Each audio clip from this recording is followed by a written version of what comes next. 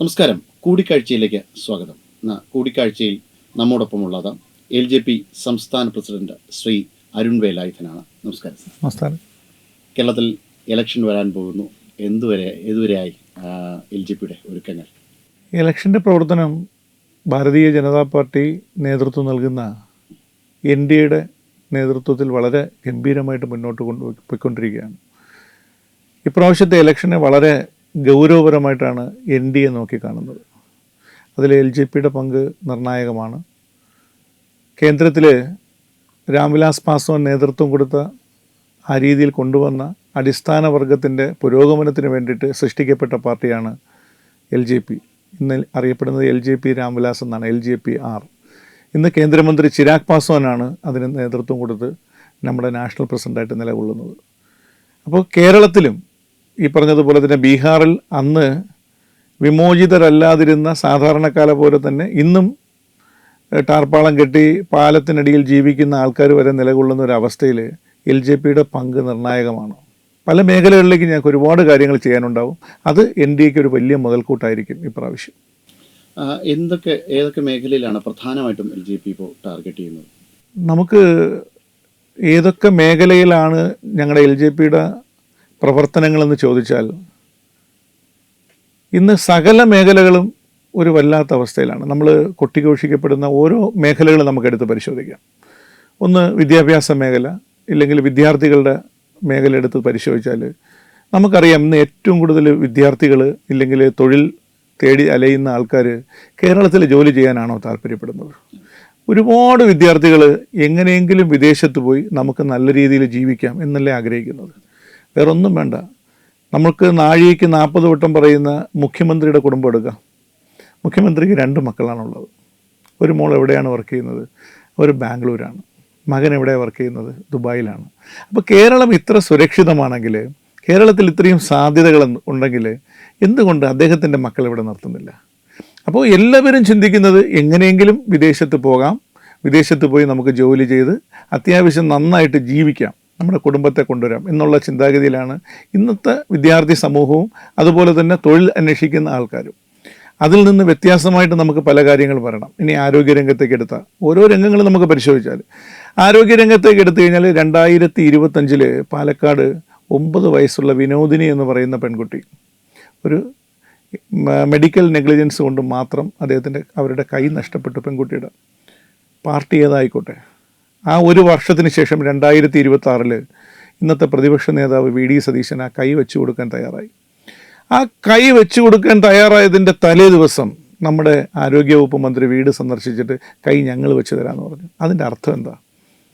നമുക്ക് ചെയ്യാൻ കഴിയുന്നൊരു കാര്യം, നമുക്കത് ചെയ്യാൻ കഴിയുമെന്ന് വിശ്വാസമുണ്ടായിരുന്ന കാര്യം ഇന്നത്തെ രാഷ്ട്രീയ കാലാവസ്ഥയിൽ അവർക്ക് മൈലേജ് കിട്ടുമെന്ന് പറഞ്ഞുകൊണ്ട് ഏറ്റെടുത്ത് ചെയ്യേണ്ടത്. ഇത് അങ്ങനെ ചെയ്യേണ്ട കാര്യമാണോ?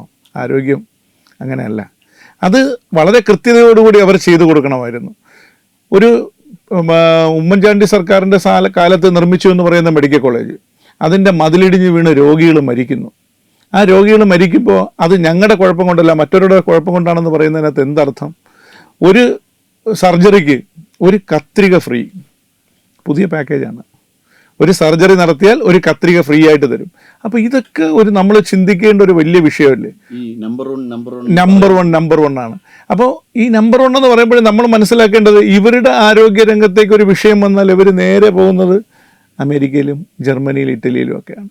അപ്പോൾ ഇവിടെ ആരോഗ്യം ഇവർ കൊടുക്കുന്ന ഔദാര്യമല്ല, ഇവിടുത്തെ സാധാരണക്കാരൻ്റെ അവകാശമാണ്. അത്തരം കാര്യങ്ങളിൽ ഇന്നും ശ്രദ്ധ ചെലുത്തിയിട്ടുള്ളതെന്നുള്ളതാണ് ഏറ്റവും വിഷമകരമായിട്ടുള്ള കാര്യം. ഞങ്ങൾ ഭാവനയിൽ കാണുന്ന ഇല്ലെങ്കിൽ നമ്മൾ വിഭാവനം ചെയ്യുന്നൊരു കാര്യം എന്ന് പറഞ്ഞാൽ അടിസ്ഥാന സൗകര്യങ്ങൾ എല്ലാ സ്ഥലത്തും ഉണ്ടാവുക, സാധാരണക്കാരന് കൃത്യമായ രീതിയിൽ അവൻ്റെ സുരക്ഷയും ആരോഗ്യവും. നമ്മൾ NDA ഉയർത്തി കാണിക്കുന്ന മുദ്രാവാക്യം തന്നെ വികസിത കേരളം, വിശ്വാസ കേരളം, ഇതൊക്കെയാണ് നമ്മൾ ഉയർത്തി കാണിക്കുന്നത്. അല്ലാതെ ജാതിയുടെയോ മതത്തിൻ്റെയോ പേരിൽ ആരെയും മാറ്റി നിർത്തുക എന്നുള്ളതല്ല.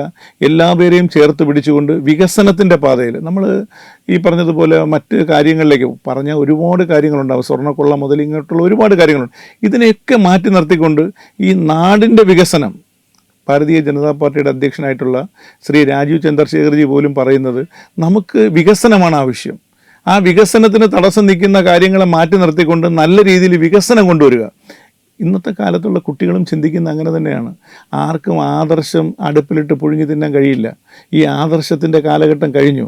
വിദ്യാർത്ഥി സമൂഹം വളരെ ചിന്താശേഷിയുള്ളൊരു സമൂഹമാണെന്ന് വളർന്നു വരുന്നത്. അവരെല്ലാ കാര്യത്തിനും പ്രതികരിക്കും. രാജീവ് ചന്ദ്രശേഖർജി വന്നതിന് ശേഷം, ബി ജെ പിയുടെ സംസ്ഥാന പ്രസിഡന്റായ രാജീവ് ചന്ദ്രശേഖർജി വന്നതിന് ശേഷം വന്ന മാറ്റത്തെയൊക്കെ LJP എങ്ങനെ കാണുന്നു? കേരളത്തിൽ നിന്നുണ്ടാകുന്ന ഒരു പ്രതിഫലനം വലിയൊരു വ്യത്യാസമാണ് രാജീവ് ചന്ദ്രശേഖർജിയുടെ വരവോടുകൂടി പാർട്ടിക്ക് മൊത്തത്തിലും അതുപോലെ തന്നെ NDAയിലും ഉണ്ടായത്. കാരണം അദ്ദേഹം ഒരു സക്സസ്ഫുൾ പേഴ്സണാണ്. ഈ വിജയം കൈവരിച്ച ഒരു മനുഷ്യന് ഏത് മേഖലയിലായിരുന്നാലും വിജയം കൈവരിക്കാൻ കഴിയുമെന്ന് പറഞ്ഞതിൻ്റെ ഉത്തമ ഉദാഹരണമാണ് അദ്ദേഹം. സത്യത്തിൽ ഞങ്ങൾ ഈ പറഞ്ഞതുപോലെ ഇലക്ഷൻ സമയത്ത് ഞങ്ങൾക്കൊന്ന് അടുത്തിരിക്കാനും ഒരുപാട് നേരം ആശയവിനിമയം നടത്താൻ കഴിഞ്ഞപ്പോൾ പുള്ളിയുടെ ആശയത്തിൽ നിന്ന് വന്ന ഒരു പ്രധാനപ്പെട്ട കാര്യമാണ് ഈ പണിമുടക്ക് നടത്തിയത് കൊണ്ടോ ഹർത്താൽ നടത്തിയത് കൊണ്ടോ നമുക്കെന്ത് നേട്ടം? പുള്ളിയുടെ ചിന്താഗതി അങ്ങനെയാണ്. കാരണം വികസനത്തിന് മുരടിപ്പായി നിൽക്കുന്ന ഒരു സമരപരിപാടികൾ പോലും നമ്മൾ ചെയ്യാൻ പാടില്ല എന്ന് ചിന്തിക്കുന്ന ആളാണ്. പ്യുവറായിട്ട് വികസനത്തിന് ഊന്നിയ വിശ്വാസം, ഇതാണ് പുള്ളിയുടെ ഏറ്റവും വലിയൊരു ആദർശം. വികസനമാണ് ആദ്യം വരേണ്ടത്. യുവാക്കൾക്ക് തൊഴിൽ ലഭിക്കുകയും കുടുംബത്തിൽ നല്ല വരുമാനം വരികയും ജീവിതം സന്തോഷമായിട്ട് ആസ്വദിക്കാനുള്ളൊരു സാഹചര്യം സുരക്ഷിതമായിട്ട് കേരളത്തിൽ ഒരുക്കി കൊടുത്താൽ അതിനപ്പുറത്തേക്ക് വലുതായിട്ടൊന്നുമില്ല. പക്ഷേ ഇന്ന് അതിൽ LDF സർക്കാർ പരാജയപ്പെട്ടു പോയി.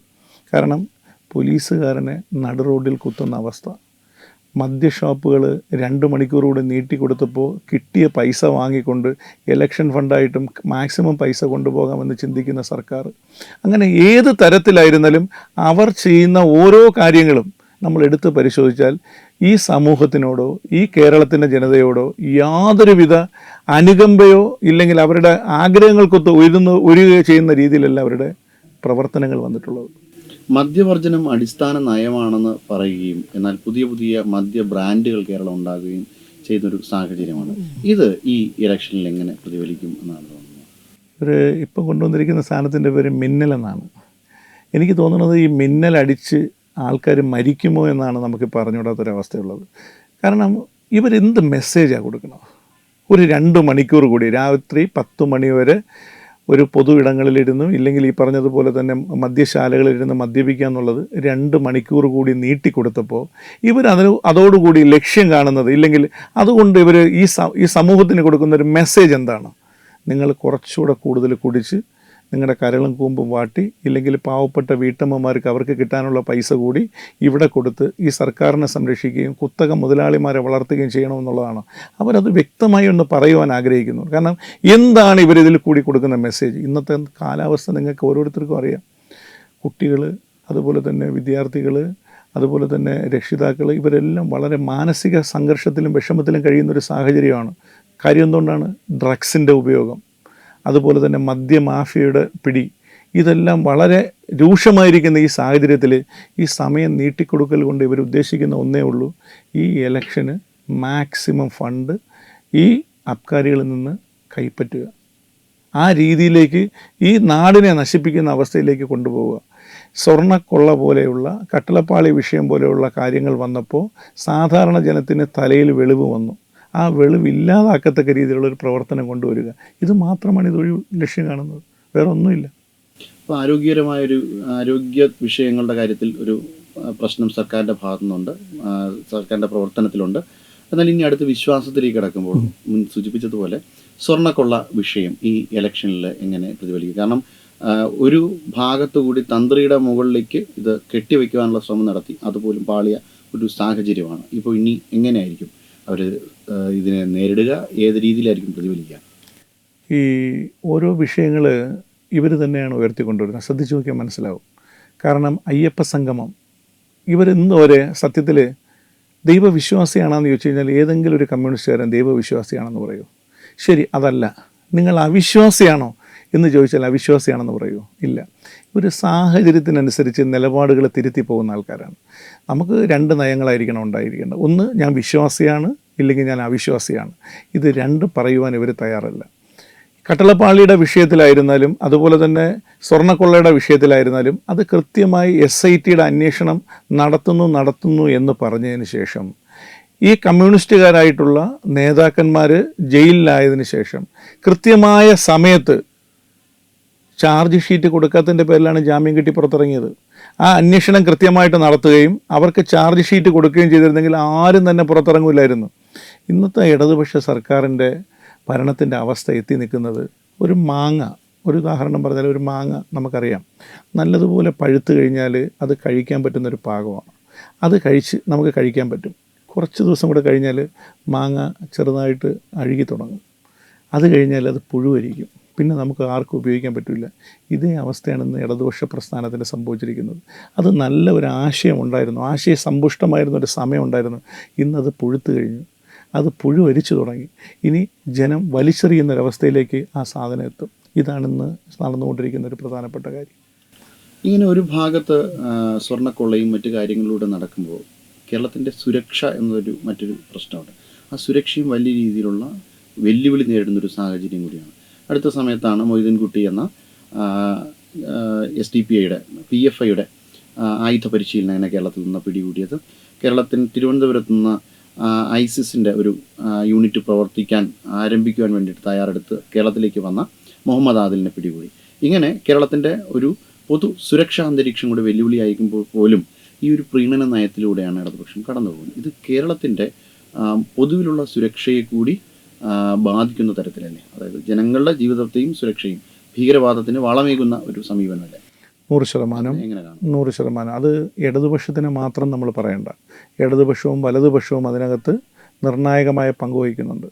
കാരണം ജമാഅത്തെ ഇസ്ലാമി പോലെയുള്ള മതരാഷ്ട്രം ഉയർത്തിപ്പിടിക്കുന്ന ഒരുപാട് ജാതി വർഗീയ സംഘടനകളെ കൂട്ടുപിടിച്ചുകൊണ്ട് നമുക്ക് വോട്ട് മതി, ഇല്ലെങ്കിൽ അധികാരം മതി എന്ന് നിർബന്ധ ബുദ്ധിയോടെ നിൽക്കുന്ന കോൺഗ്രസ്സിനെ നമ്മൾ നോക്കി കാണേണ്ടതുണ്ട്.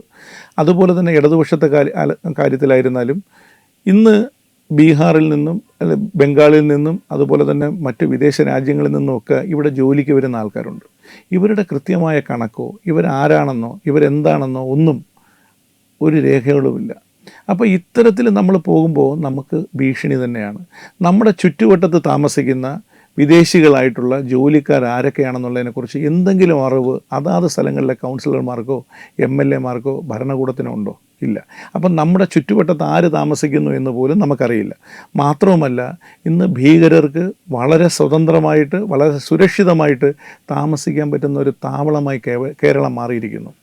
ഇതിനെ പിന്തുണ പ്രഖ്യാപിക്കുന്നത് നമ്മുടെ ഇന്നത്തെ ഭരണകൂടത്തിലുള്ള ചില ആൾക്കാരാണ്. നേരത്തെ ബംഗാളിലും ത്രിപുരയിലുമൊക്കെ വർക്ക് ചെയ്തിരുന്ന ഇടതുപക്ഷത്തിൻ്റെ ഏരിയ കമ്മിറ്റി സെക്രട്ടറിക്കും അതുപോലെ തന്നെ പാർട്ടി സെക്രട്ടറിക്കും ഒക്കെ തന്നെ ഇവിടെ വന്ന് ഹോട്ടലുകളിൽ ജോലി ചെയ്യാനും മറ്റു കാര്യങ്ങൾക്കുള്ള നല്ലൊരവസ്ഥയുണ്ട്. ഇവിടെ നിന്ന് വാനിഷായി കഴിഞ്ഞാൽ, ഇവിടെ നിന്ന് ഇടതുപക്ഷം അപ്രസക്തമായി കഴിഞ്ഞാൽ പിന്നെ ഇവരെവിടെ പോകും? ഇന്ത്യയിൽ അവർക്ക് ഒരു സ്ഥലം കേരളമെങ്കിലും ഉണ്ടായിരുന്നു. കേരളത്തിൽ നിന്ന് പോകുന്ന ആൾക്കാർക്ക് എവിടെയെങ്കിലും ഉണ്ടോ? ഇന്ത്യയിൽ തന്നെ ഇവരെക്കുറിച്ച് യാതൊന്നും ഇല്ലാത്ത അവസ്ഥയിലാണ്. അപ്പോൾ ഈ രീതിയിലേക്ക് കാലം മാറിക്കൊണ്ടിരിക്കുകയാണ്. നമുക്ക് സുരക്ഷിതമായി നമ്മുടെ കുട്ടികളെ പുറത്തേക്ക് ഇറക്കി വളർത്താൻ കഴിയാത്തൊരു സാഹചര്യത്തിലൂടെയാണ് കടന്നു പോകുന്നത്. മദ്യം, മയക്കുമരുന്ന്, ഇവരുടെ നയങ്ങൾ ഇതെല്ലാം വളരെ രൂക്ഷമാണ്. മദ്യത്തിന് സമയം കൂട്ടിക്കൊടുത്തു, മയക്കുമരുന്നുകൾ സുലഭമായി കൊടുക്കുന്നു. നമുക്ക് കിട്ടുന്ന ആകെ വരുമാനം ലോട്ടറി, രജിസ്ട്രേഷൻ, മദ്യം, ഈ 3 കാര്യത്തിലേക്ക് മാറി. വികസനം എന്ന് പറയുന്ന അജണ്ട നമുക്കില്ല. വ്യവസായം കൊണ്ടുവരുന്നതിനോ വാണിജ്യം വർദ്ധിപ്പിക്കുന്നതിനോ ഉള്ള കാര്യങ്ങൾ ചെയ്യുന്നില്ല. ഈ രീതിയിൽ നമ്മൾ പോയി കഴിഞ്ഞാൽ അധപ്പതനത്തിൻ്റെ പാതയിലാണ്. ഇത് ഇപ്രാവശ്യത്തെ ഇലക്ഷനിൽ വ്യക്തമായി പ്രതിധ്വനിക്കും. ഈ ഒരു ഇവരുടെ ഈ സമീപനം വ്യക്തമായ രീതിയിൽ നമ്മുടെ പൊതുസുരക്ഷയെ ബാധിക്കുന്നുണ്ട്, നമ്മുടെ മറ്റ് രീതിയിലുള്ള കേരളത്തിൻ്റെ മുന്നേറ്റത്തെയും ബാധിക്കുന്നുണ്ട്. അപ്പം അങ്ങനെ ഈ കേരളത്തിലേക്ക് വരുന്ന ഈ നുഴഞ്ഞുകയറ്റക്കാരെ മാക്സിമം പ്രോത്സാഹിപ്പിക്കുന്നതിൻ്റെ ഭാഗമായിട്ടാണോ SIR ഇവർ വേണ്ട എന്ന് വെച്ചിരുന്നത്? ആദ്യകാലത്ത് ഇതിനെതിരെ ഒരു സമീപനം സ്വീകരിച്ചു.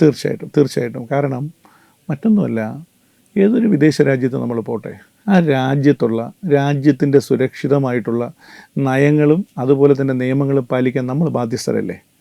എന്തുകൊണ്ടാണ് നമ്മുടെ രാജ്യത്തുള്ള ഓരോ പൗരന്മാരുടെ ഡീറ്റെയിൽസ് കൊടുക്കാൻ വേണ്ടിയിട്ട്, ഇല്ലെങ്കിൽ നമ്മൾ ആരാണ്, എന്താണ്, നമ്മുടെ അച്ഛൻ ആരാണ്, നമ്മുടെ അമ്മ ആരാണ്, നമ്മുടെ കുടുംബം എന്താണ് എന്ന് ഉള്ള ചോദ്യങ്ങൾ വരുമ്പോൾ നമ്മൾ എന്തിനാണ് മൗനം പാലിക്കുന്നത്? നമ്മൾ ശരിയാണ് എങ്കിൽ, നേരത്തെ പറഞ്ഞതുപോലെ മടിയിൽ കനമില്ല എങ്കിൽ എന്തുകൊണ്ട് നമ്മൾ അതിനകത്ത് ബുദ്ധിമുട്ട് കാണിക്കുന്നു? അപ്പോൾ ഇതിനകത്ത് ഒരു പ്രധാനപ്പെട്ട വിഷയം SIR പോലെയുള്ള കാര്യങ്ങൾ വരുമ്പോൾ ഏകജാലകം പോലെ കൃത്യമായിട്ട് നമ്മുടെ സെൻസസിനെക്കുറിച്ചും നമ്മുടെ ജനസംഖ്യയെക്കുറിച്ചും ആരൊക്കെയാണ് എന്തൊക്കെയാണെന്നുള്ളതിനെക്കുറിച്ചും വ്യക്തമായ ധാരണ നമുക്ക് കിട്ടും.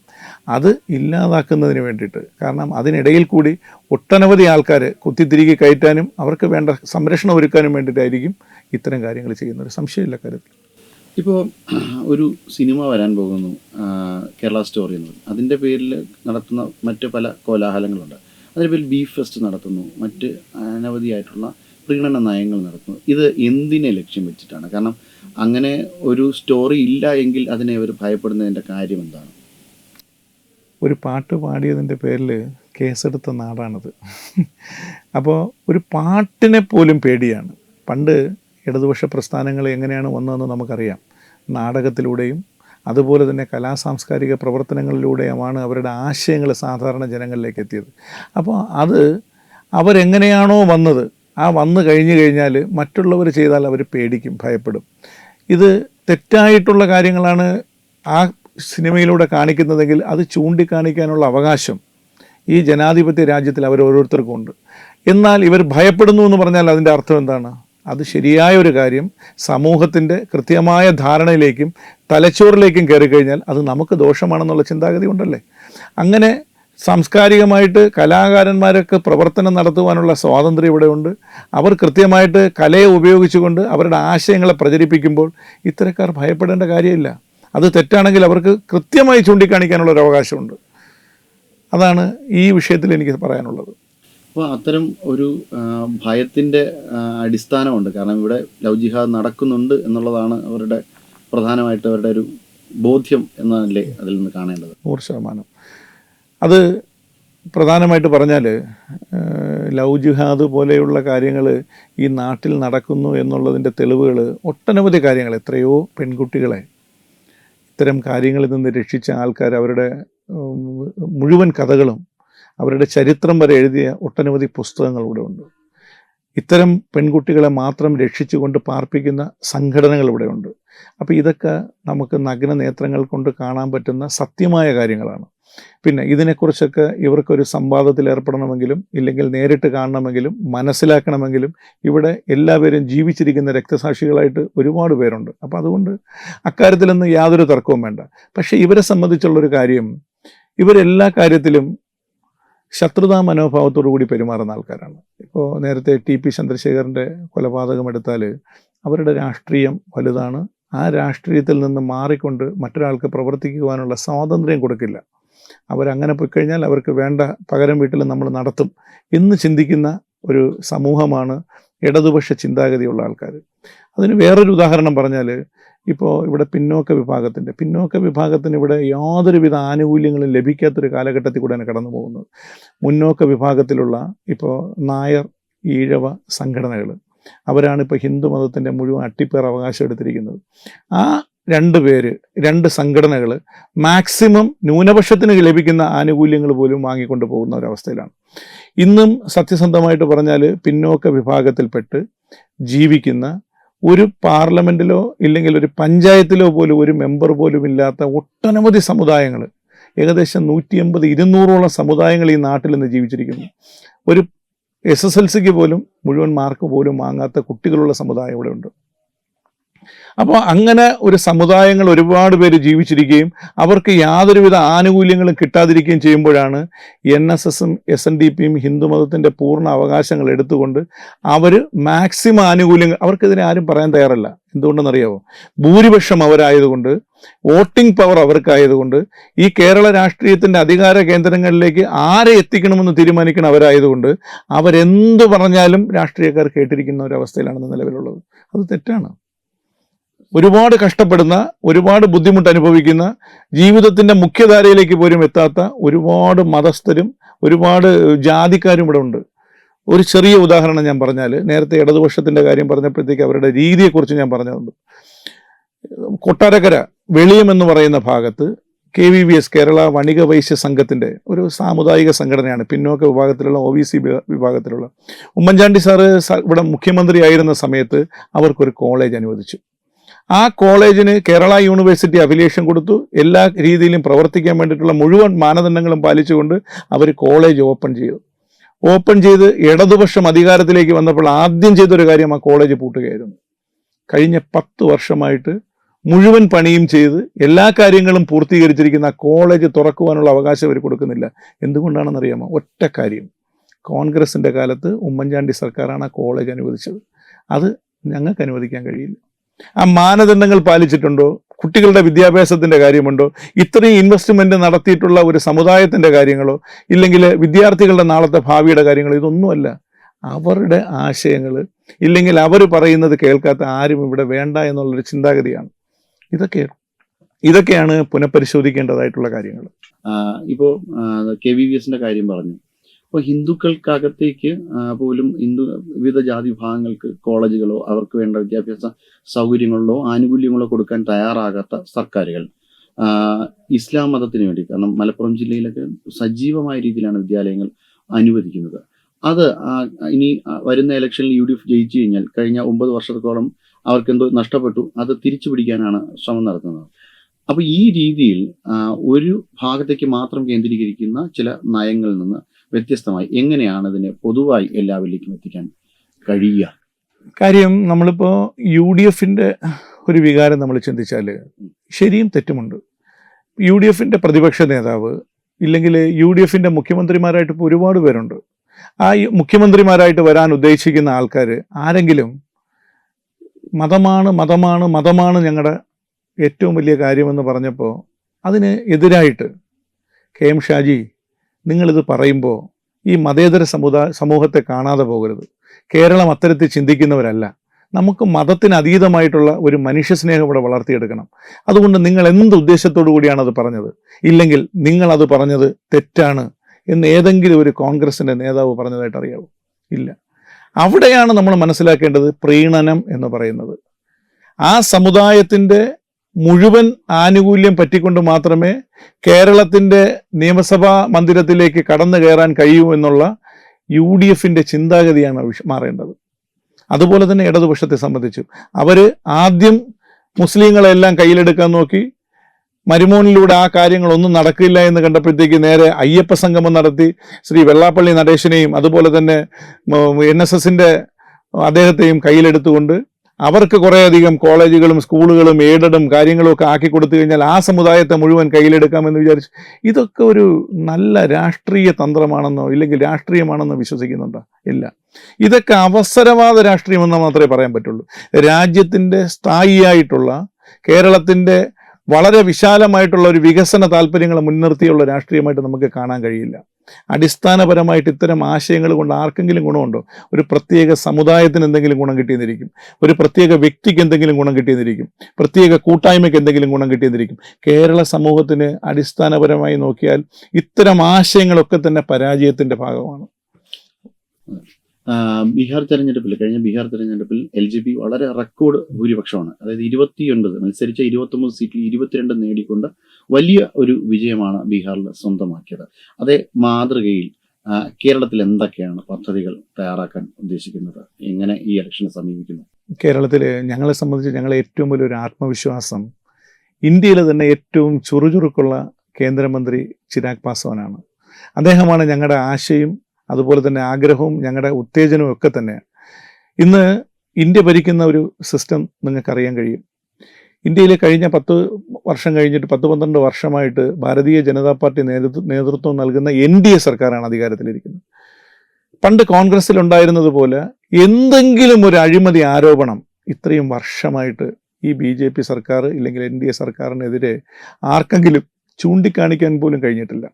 അപ്പം അത്തരത്തിൽ വളരെ വ്യക്തമായി ആശയസമ്പുഷ്ടതയോടുകൂടി പ്രവർത്തിക്കുന്ന, വികസനത്തിന് അതീതമായിട്ട് മറ്റൊരു ലക്ഷ്യം പോലും കണ്ടുകൊണ്ട്, കാരണം ലോകരാജ്യങ്ങളെപ്പോലും കണ്ടുകൊണ്ട് പ്രവർത്തിക്കുന്ന ഒരു എണ്ണയിട്ട യന്ത്രം പോലെ ഒരു സർക്കാരാണെന്ന് ഇന്ത്യയിൽ നിലവിലുള്ളത്.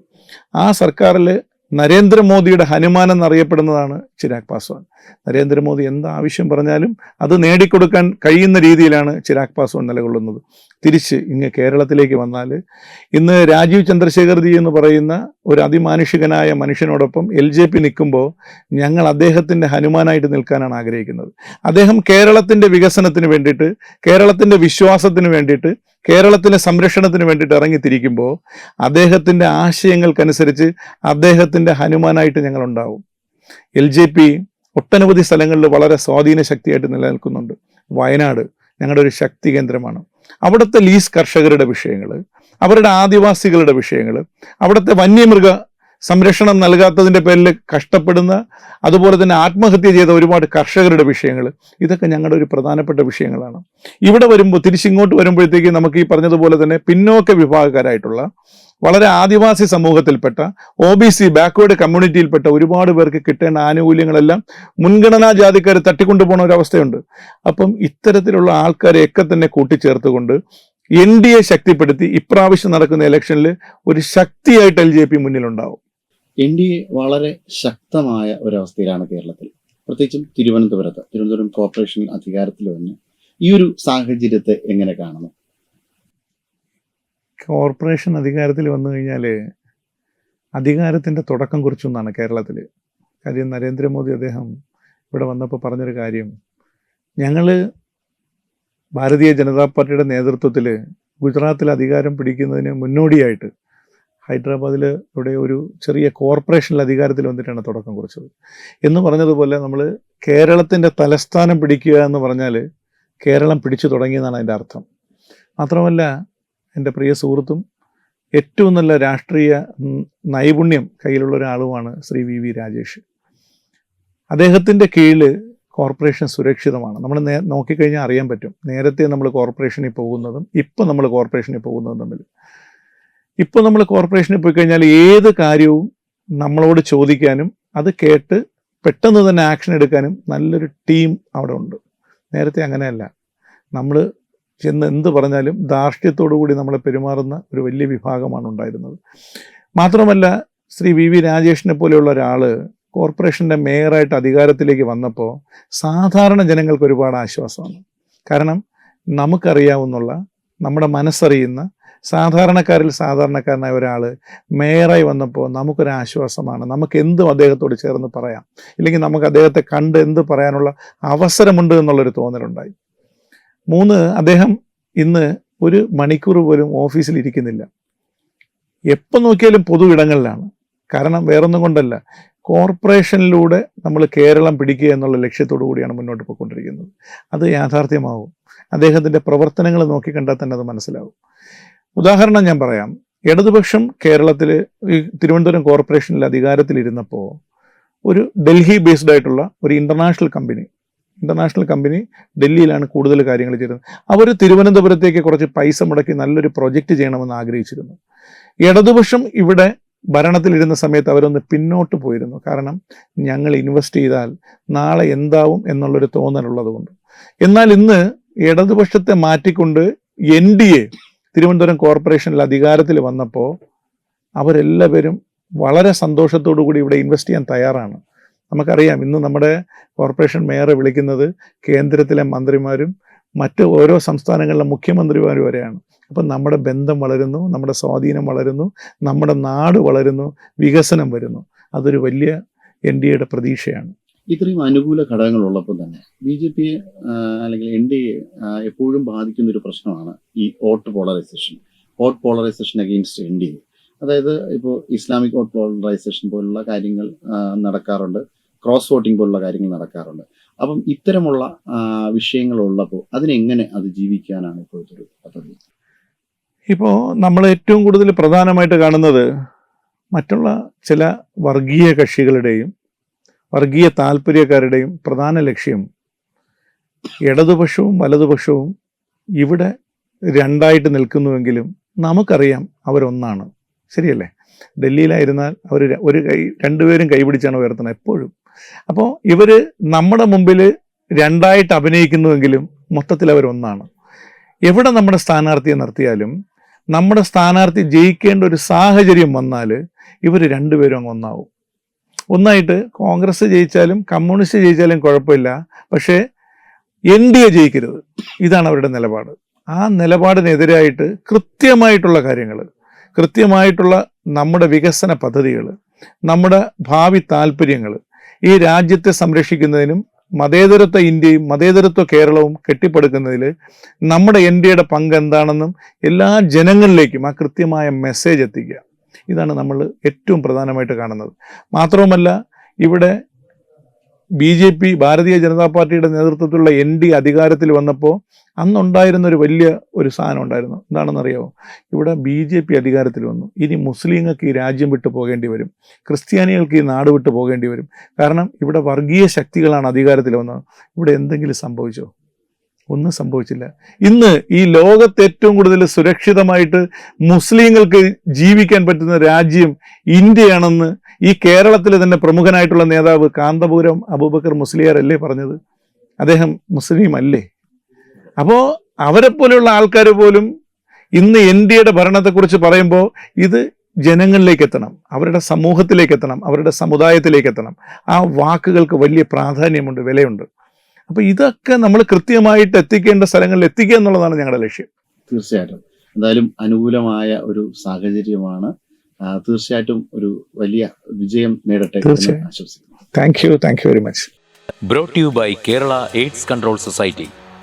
HIV AIDS സംബന്ധമായ സംശയങ്ങൾക്ക് 1097 എന്ന 24 മണിക്കൂറും പ്രവർത്തിക്കുന്ന ടോൾ ഫ്രീ നമ്പറിലേക്ക് വിളിക്കുക.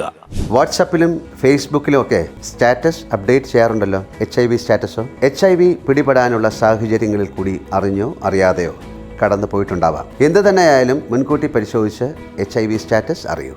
സൗജന്യ HIV പരിശോധനയും കൗൺസിലിങ്ങും ആരോഗ്യ കേന്ദ്രങ്ങളിൽ പ്രവർത്തിക്കുന്ന ICTC അഥവാ ജ്യോതിസ് കേന്ദ്രങ്ങളെ സമീപിക്കുക. നിങ്ങളുടെ സ്റ്റാറ്റസ് എന്തായാലും വിവരങ്ങൾ രഹസ്യമായി സൂക്ഷിക്കുന്നതായിരിക്കും.